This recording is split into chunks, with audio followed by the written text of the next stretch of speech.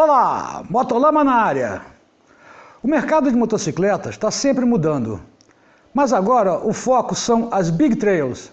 Vamos analisar isso. Motolama começando agora! Minha moto venenosa vai passando lá na roça e as vaquinhas curiosas não entendem a minha Olá, prosa. sou Arlindão, piloto de rally e enduro e nas horas vagas editor do Motolama. Antes de começar com a baboseira padrão, vamos mostrar essas belas imagens feitas pelo meu amigo Euclides, lá na Serra da Carrancas. Essas imagens foram feitas com um drone. Óbvio que nenhuma moto salta desse jeito. Olha que legal. É o grupo QMS viajando lá na Serra da Carranca. Bonito isso, né? Preciso fazer isso mais vezes. O segmento de aventura está crescendo em todos os setores, quer seja caminhada, bicicleta, jipe, carro, SUV e até motos. Assim como os SUVs, as motos aventureiras estão crescendo muito. Estão começando a dominar o mercado. É só olhar os novos lançamentos das grandes montadoras. São motos focadas totalmente para esse segmento. Só para dar uma explicação prévia, o termo aventureira não é muito usado aqui no Brasil, apesar de que nos Estados Unidos, Adventure Bike é muito usado. Aqui se convencionou a chamar tudo de Big Trail, mas nem tudo é Big Trail. Você pega, por exemplo, uma XR 300, que é uma ótima moto de aventura, não é uma Big Trail. Na realidade, eles chamam de Big Trail para separar de moto trail, que são motos específicas para trilha, sem farol, sem espelho, sem pisca, que não podem andar na rua e não são implacáveis. Então, para separar isso, vamos convencionar de chamar tudo de moto aventureira. Pelo menos a gente sabe do que está falando. Mas por que isso está acontecendo? Desde que surgiu o filme Fugindo do Inferno com Steve McQueen, lá em 1963, onde ele foge de um campo de prisioneiros militares, história da guerra, e que desde então a aventura de moto deixou simplesmente sair para fazer um passeio e esperar a moto quebrar para daí começar a aventura. Apesar de que eu conheço gente que gosta disso. E como disse o próprio Steve McQueen, uma das coisas que faz da motocicleta algo fantástico é porque ela nunca deixa de te dar uma sensação de liberdade e aventura. Sabe as palavras. Nos dias atuais, a vida nas grandes cidades está virando uma monotonia. Não pode juntar para nada que vira aglomeração. Aí vem o pessoal politicamente correto olhar a gente de cara feia.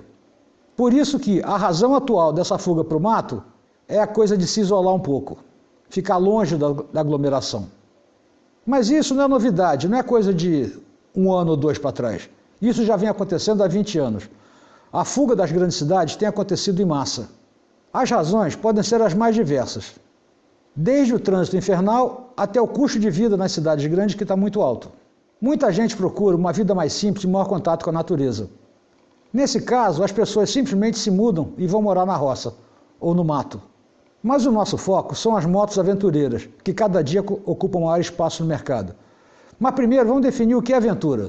Aventura é principalmente sair da rotina e enfrentar ou não riscos físicos e emocionais que garantem a diversão. Em termos de motociclismo, a aventura é fugir do asfalto, pegar uma estrada de piso duvidoso ou até uma estrada sem piso nenhum, ou ainda uma trilha. Para outros, a aventura começa quando as coisas começam a dar errada. Conheço gente assim. Mas andar no fim de semana envolve dois problemas. Um, convencer a esposa e juntar aquele monte de tralha que vocês chamam de equipamento de moto para poder fazer o seu passeio. Afinal, você comprou aquele monte de cacareco para usar, né? Mas para isso acontecer, o sujeito tem que ser muito disposto e aventureiro, fundamentalmente. O que leva as pessoas a pensar em fugir da cidade grande. Mas aí tem dois problemas. Primeiro, convencer a esposa e segundo, largar o trabalho. Lembre-se, ganhar dinheiro na cidade de interior é mais difícil.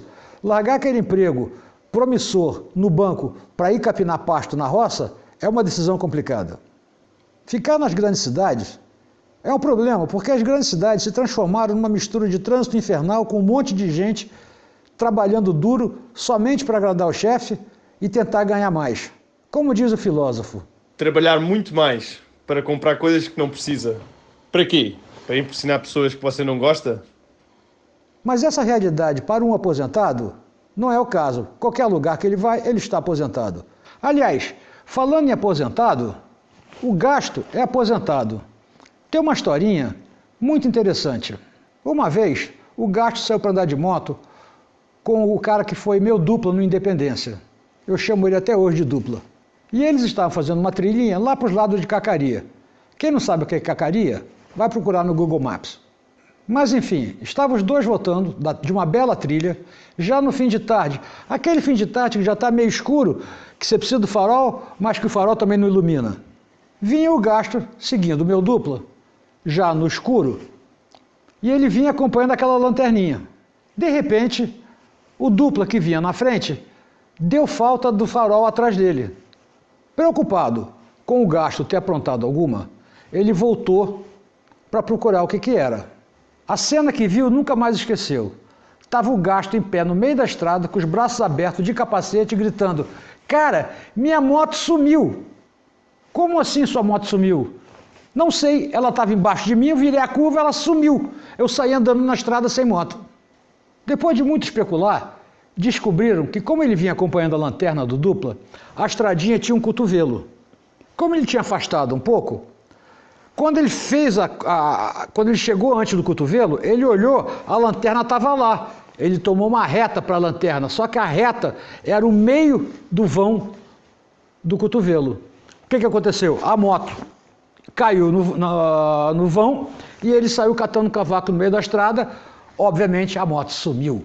Depois de horas procurando a teimosa motocicleta, foram descobrir ela na beira de um barranco lá embaixo, quase caindo num rio que tinha, presa no meio das árvores. O Gasto voltou até o carro, pegou o jipe que ele tinha, o jipe já tinha um cabo de aço amarrado na frente, ele sabia para quê, voltou, amarrou a moto lá embaixo, parou o carro na beira do barranco, engrenou a ré e começou a puxar. E o carro puxava e nada de vir a moto. Tentou 1, 2, 3 vezes, falou: "Ah, é?" Foi até a beira do barranco, engrenou a tração reduzida, deu um embalozinho e pufo! O puxada foi tão forte que quando a moto saiu de dentro do buraco, ela subiu quase uns 2 metros e caiu na estrada. E ele, de raiva, continuou dando a ré, puxando a moto. Você vai aprender, sua filha da... Coisas do Gasto. Mas chega de história esquisita. O que eu estava falando? Ah, sim. Motos aventureiras. Por que eu estava falando isso? Ah, tá. As motos aventureiras estão crescendo no mercado. Ficar trancado no escritório, para alguns, é uma tortura. E a moto de aventura é a válvula de escape disso. Quem não tem como fugir da cidade grande, anda a fim de semana. O motociclista é um aventureiro por definição. Mas as autoestradas, com todas as suas regras, limites e radares e polícia rodoviária, tudo isso contribui para se tornar um sacrifício andar em estrada. Por isso a fuga para o mato se justifica. Segundo um filósofo, existem 2 tipos de motociclistas. Primeiro é aquele que andou a vida toda no asfalto e agora resolveu ir para a terra. O outro tipo sempre andou fora de estrada. E agora, com os cabelos brancos, resolveu partir para a aventureira. Se você é daqueles que andou no asfalto e agora resolveu andar no mato, muito provavelmente é porque andar no mato te dá mais liberdade de andar. Andar no mato, com certeza você encontrará menos trânsito e, portanto, vai ter mais controle sobre o que você anda e sua tocada. E no caso de um tombo, a culpa será somente sua. Você não poderá xingar ninguém, você não poderá xingar aquele motorista de ônibus que entrou na tua frente, aquela mocinha gostosinha que você estava de olho nela e ela entrou à esquerda sem dar seta. Agora você é responsável pelo que você faz. E de brinde ainda foge daquelas pessoas que estão na beira da calçada esperando para atravessar o sinal, doido para que você passe para atravessar a rua. Mas se você é do tipo que sempre andou fora de estrada e que chegou num ponto que, além dos cabelos brancos, seus joelhos e suas juntas não suportam mais aquele esforço todo, as motos de aventura são a grande solução para você continuar gastando dinheiro com moto. Se essa é a sua história, já sabe que nunca vai conseguir largar esse vício. Se você passou a vida toda tirando moto de sufoco, empurrando moto em atoleiro, você vai ver que andar de moto de aventura é facinho, facinho. Por que eu ando de moto de aventura? Fundamentalmente, para acompanhar os amigos que sempre passaram os fins de semana comigo, empurrando moto para lá e para cá, tirando moto de atoleiro, e sempre foram minha companhia. Quando andamos com os amigos, temos a sensação de nunca ficar velho. Afinal, eles sempre estiveram lá e sempre vão estar. É aquela turma que sempre esteve lá contigo nos sufocos e nas alegrias. Mas não estamos aqui para filosofar. O que define uma moto de aventura? Normalmente, elas são chamadas de trail ou de big trail, para seguir a nomenclatura atual. Normalmente, elas são chamadas de trail ou fora de estrada, ou ainda on-off. As de maior cilindrada seriam big trail. As pequenas, apenas trail, até porque não são consideradas aventureiras. Mas o que separa uma aventureira de uma estradeira ou de uma esportiva? Para começar, a principal diferença é o curso das suspensões. Para quem não sabe o que é curso de suspensão, é o espaço que ela tem para recolher no caso de um buraco. Uma trail, para ser considerada trail, tem que ter um curso de pelo menos 200 milímetros, na frente e atrás. E ainda, o diâmetro das bengalas deverá ser compatível com o curso. Algumas motos têm a bengala fina e torce. Quando você entra num caminho de rato, que é aquela trilhinha que é uma vala no meio de um capinzal, normalmente elas barram dos lados e a roda da frente tende a acompanhar o desenho da trilha e você perde um pouco o controle no guidão. Outro detalhe importante é o vão livre embaixo da moto. Obviamente, você não vai querer largar sua Caprovic novinho largado no meio do mato. Muito importante também é o tamanho do tanque. No meu caso, eu tenho uma XR 650L. O tanque original dela tem 9,5 litros. No consumo atual, vai dar uns 170 km. 170 km até acabar a gasolina total. Obviamente que antes de entrar na reserva, isso vai me dar em torno de uns 120, 130 km, o que não é nada para fazer um passeio. Vai para o Jalapão e vê quanto que dá 120 km. Não dá nada, você fica lá no meio do deserto sem gasolina. Mas se você não tiver no deserto, vai ter que parar toda hora para pedir benção para um frentista de posto para abastecer novamente e o pessoal ficar do lado de fora te esperando. Mas não se desespere, para resolver esse problema, existe no mercado paralelo várias opções de tanques grandes para as motos. Outro fator determinante para as motos de aventura é a posição de pilotagem. A posição tem que ser meio ereta e natural, evitando aquela posição típica das esportivas, que é uma posição mais aerodinâmica. Outra coisa importante é o estofamento do banco, apesar de que existe no mercado várias opções de almofadas para ser encaixada em cima do banco. Elas podem ser de gel ou infláveis, o que de qualquer das duas formas vão te dar um bom sustento para a busanfa. Mas voltando às características de uma boa aventureira, além de ter um curso de suspensão longo, um bom vão livre embaixo dela, uma boa autonomia e uma posição de guiar confortável, elas têm que ser confiáveis. As aventureiras são motos divertidas de andar. Elas são pau para toda obra. Elas podem tanto andar no dia a dia da cidade, como ter força suficiente para andar numa estrada com uma boa velocidade de cruzeiro, e como ter capacidade de sair por fora de estrada e talvez até uma trilha. Quanto à confiabilidade dela, tudo vai depender da sua manutenção. Manutenção é tudo numa moto de aventura.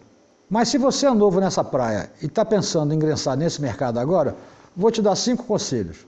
Primeiro, é isso mesmo que você quer? Defina exatamente o que você pretende fazer. Eu já vi gente que comprou moto, equipamento, picape, foi para a trilha. Quando olhou para cima, a primeira roubada, desistiu, botou a moto na picape e vendeu tudo. Alegria de uns, tristeza de outros. Mas pensa bem nesse aspecto. Segundo, moto nova ou usada. Cada uma tem suas vantagens e desvantagens. Obviamente, se você pode confortavelmente comprar uma moto nova, vai lá e compra. As usadas podem ser uma caixinha de surpresa. Mas, por outro lado, elas podem vir já com vários acessórios que você planejava colocar na moto, desde que ela venha de uma fonte confiável e que tenha sido feita uma boa revisão antes de você usar. Terceiro, a moto do tamanho certo. O mercado tem inúmeras opções de moto. Vai lá, senta na moto, vê se ela te encaixa direito contigo.